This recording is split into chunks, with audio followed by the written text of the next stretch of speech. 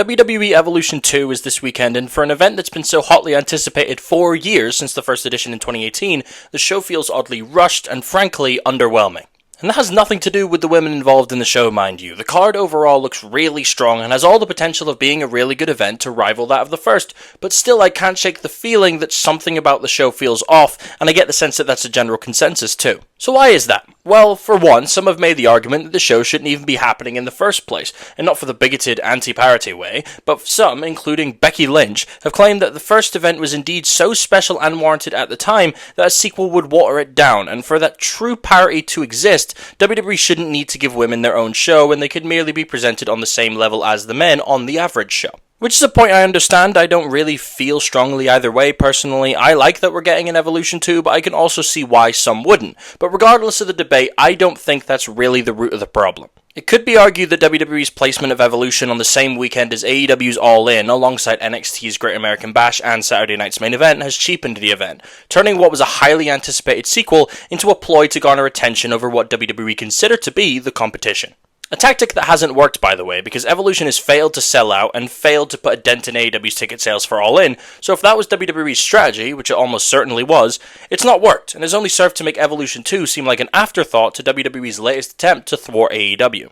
Personally though, I don't think that's the problem either. I feel the issue is far more pressing. You see, Evolution 2018 came at a time where, across culture and the real world, actual tangible change felt like it was being made for women in a positive way. From the Me Too movement to Time's Up to discussions around equal pay and the inclusion and prominence of female stories across sport, music, television, films, and video games, for example. And of course in pro wrestling and specifically WWE, who are in the midst of their women's revolution, which had been building for years to the point that in 2018 we got the first Women's Royal Rumble, the first Women's Elimination Chamber, and finally the first all-women's pay-per-view in Evolution, which itself would be followed by the introduction of the Women's Tag Team Championships and the first Women's WrestleMania main event only a few months later. Now, though, years later, the positive feeling of progression has waned in both wrestling and in real life, with the feeling prevailing that we are going backwards in more ways than one. The progression towards equal rights for women feels more and more under attack, with online misogyny rampant and publicized by prominent male influencers, and AI only furthering this problem with its lack of legislation around the protection of women. Throw into that the anti-Me Too and cancel culture sentiment that is actively sought to delegitimize the female voices that aim to hold powerful abusers to account, and it's some of those same powerful abusers remaining in powerful and influential positions of power, rolling back the clock on women's rights, like in the case of the Roe v. Wade decision from 2022. And I'd love to separate all this from wrestling and pretend that art is separate from reality, but the truth is, it isn't. The speaking out movement in wrestling followed suit from the likes of Me Too and Time's Up to call out abusers within the wrestling industry, but you could argue that the effects of that have been rolled back too, with the lack of follow-through on several allegations, cheapening the movement as a whole.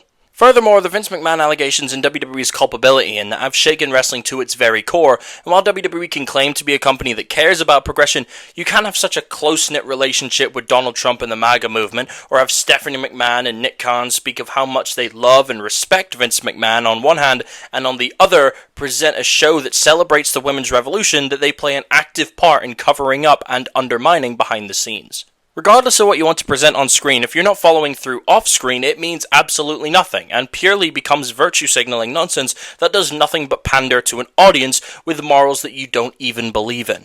And while not at all a surprise, it's a shame, because I'd love to celebrate Evolution 2 as the testament to the growing prominence of women's wrestling that it should be, but as long as the show takes place with the WWE logo on the banner, it will feel like nothing more than a hollow imitation of equality that it truly is, and that fucking sucks. Anyways, thanks for watching. What did you think of the video? What are you excited for Evolution 2? Let me know what you think in the comments section below. If you like this discussion, check out my podcast on the Culture of Controversy podcast with Sean Gallagher, which should be coming early next week.